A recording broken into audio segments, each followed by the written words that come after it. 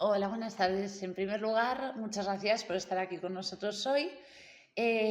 Preséntate un poquito, dinos quién eres, a qué te dedicas.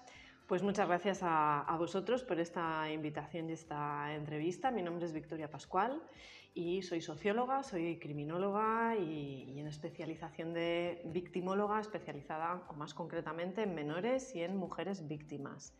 Me dedico fundamentalmente al desarrollo de la criminología de distintas formas. Por un lado, soy docente, he sido perito judicial y sobre todo pues, realizo divulgación en medios de comunicación como puede ser Radio Nacional de España, en Al Margen de la Ley o en la revista Muy Interesante. En realidad en cualquier medio en el que me quieran escuchar para poder pues, llevar la criminología a todos los hogares de nuestra sociedad. Bueno, has comentado que eres socióloga y criminóloga. ¿Qué estudiaste primero, sociología o criminología? ¿Y qué te llevó a estudiar ambas? ¿Y qué crees que puede aportar una a la otra? ¿Cómo se interrelacionan? Pues estudié primero sociología porque cuando acabé la titulación de bachillerato no existía la carrera de criminología y me pareció pues, que era una titulación bastante afín, que me podía pues, ir dando ya unos primeros conocimientos que más adelante pues, iba a ampliar con un estudio de segundo ciclo en criminología. Pero surgió la titulación, con lo cual pues, tuve la oportunidad de licenciarme también en criminología. Y para mí son dos titulaciones que están estrechamente relacionadas, creo que compaginan y se enriquecen mutuamente, dado que una de las partes fundamentales del estudio del crimen es ese contexto social, cultural, familiar en el que se desarrolla la delincuencia. Muy bien. En tu trabajo, ¿cómo aplicas la criminología?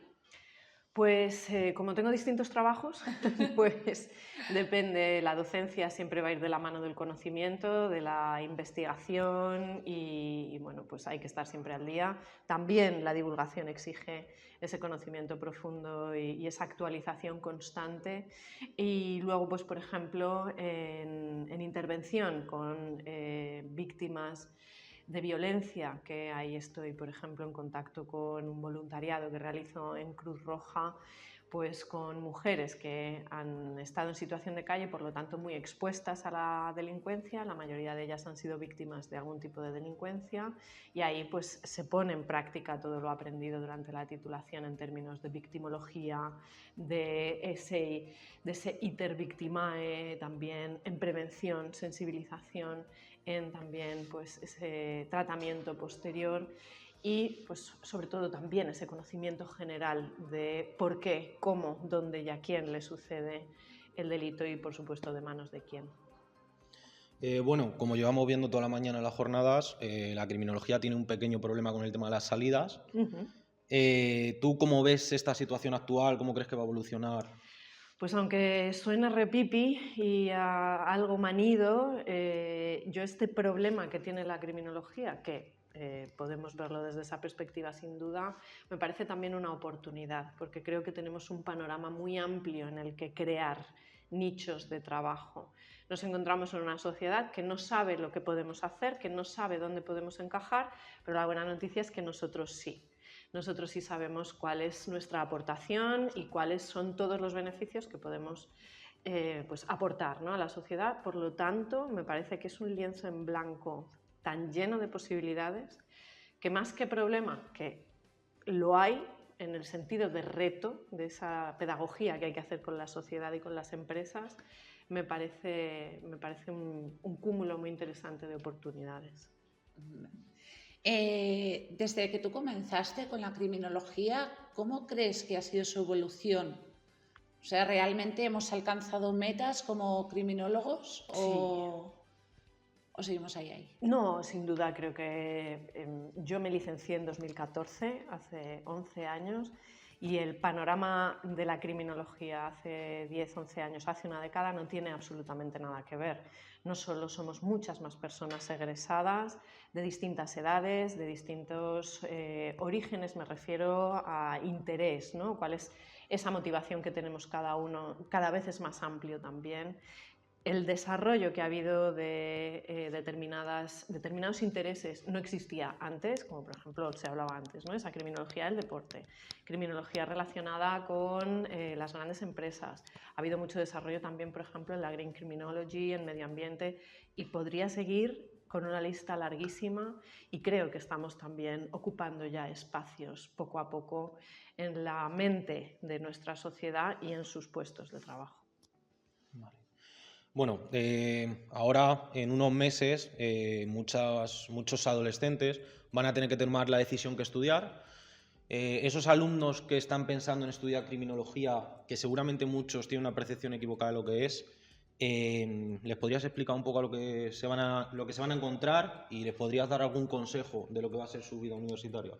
Pues de forma muy escueta puedo decirles lo que no se van a encontrar, y lo que no se van a encontrar es ser el protagonista de ninguna serie de televisión, ni nacional ni internacional, pero pasado ese pequeño punto se van a encontrar un campo amplísimo. Estos son ciencias sociales, es decir, estamos estudiando un aspecto de las personas.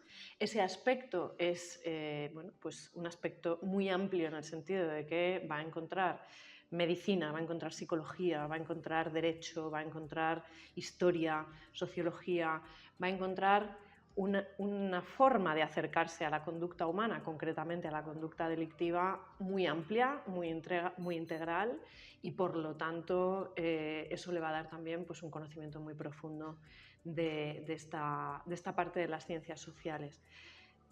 No puedo por menos que aconsejar que el que quiera ser criminólogo tenga muy claro que esto es así, que son ciencias sociales y que no hablamos de exclusivamente ciencias forenses, pero sobre todo que tenga claro que va a tener que trabajar más que otras personas. Y eso no es malo siempre y cuando estés convencido de que lo que quieres hacer es esto, porque no nos abren la puerta al decir que somos criminólogos como a un abogado o como a un médico, sino que tenemos que trabajar en ello y tenemos que saber muy bien qué somos y qué hacemos para poder trasladarlo y que quieran contar con nosotros. Bueno, cambiando un poco de línea, sabemos que tienes un blog donde podemos ver entrevistas, artículos, y también participas en muchos podcasts de True Crime, hablando de la criminología un poco más claramente. ¿Qué otros proyectos tienes?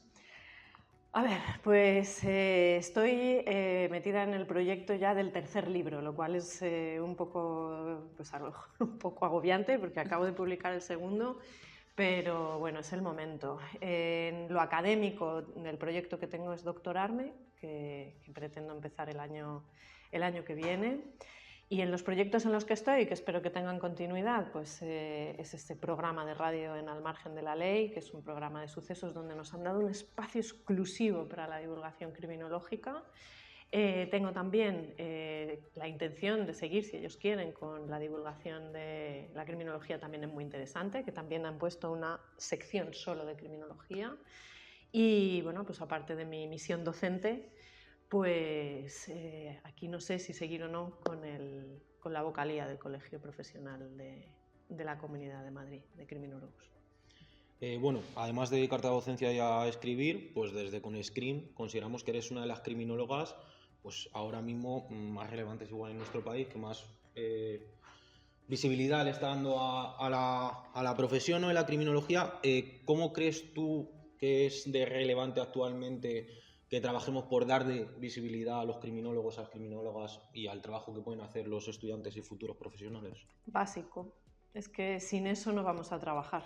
Sin eso nos extinguimos, porque necesitamos que la sociedad comprenda que tienen una necesidad de nosotros. ¿Y cuál es esa necesidad? En el momento en el que eso exista, pues tendremos el camino mucho más allanado. ¿Qué ocurre? Que si yo hablo ahora de un criminólogo por cada 4 colegios, o en un colegio de menores, en un colegio de primaria, de secundaria, bachillerato, lo más seguro es que la gente me mire como diciendo, ¿pero por qué?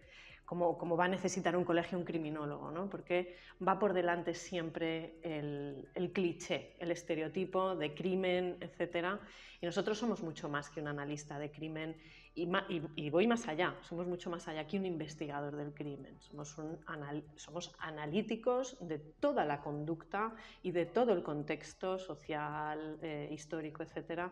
Por lo tanto, no les tiene que sorprender un criminólogo en un colegio, no les tiene que sorprender un asesor criminológico en un centro sanitario porque reciben víctimas, reciben victimarios.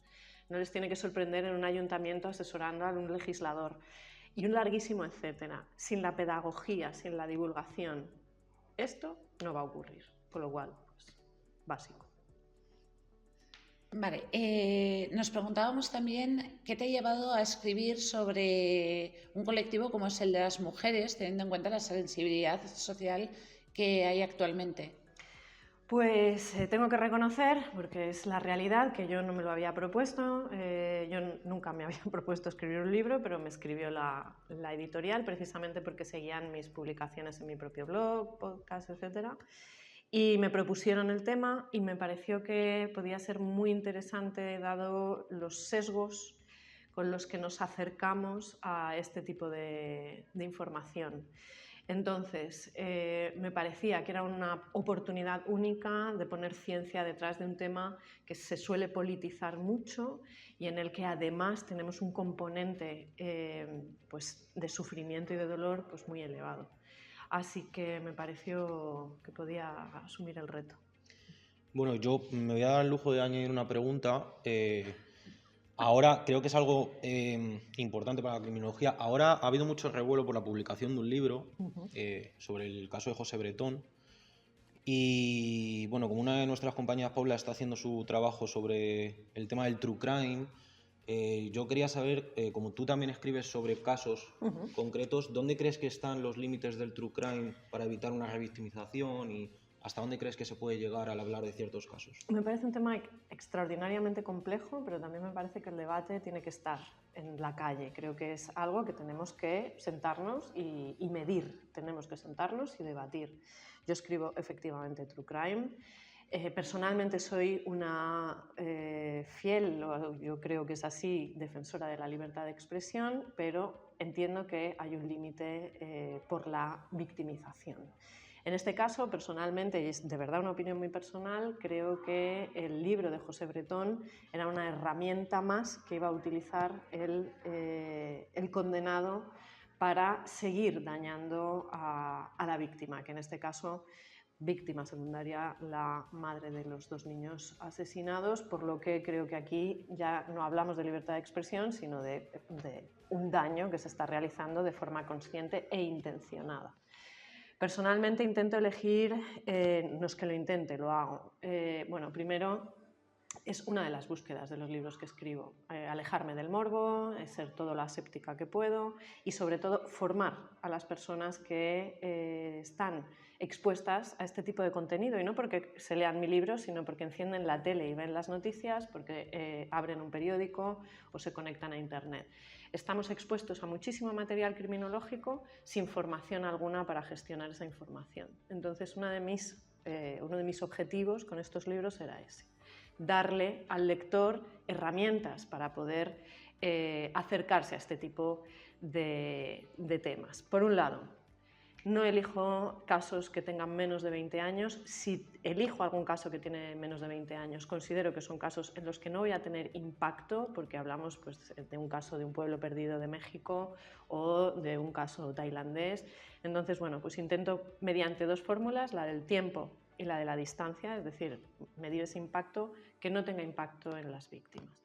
Entonces, bueno, pues el libro de José Bretón, personalmente, para mí es muy difícil hablar de censura, porque me parece muy peligroso censurar información, pero es que de verdad creo que era una herramienta más de daño para la víctima de forma intencionada. Vale, pues llegamos hasta aquí. ¿Hay algo más que te gustaría añadir para toda la gente que se quiera acercar a la criminología en el estudiantil, laboral?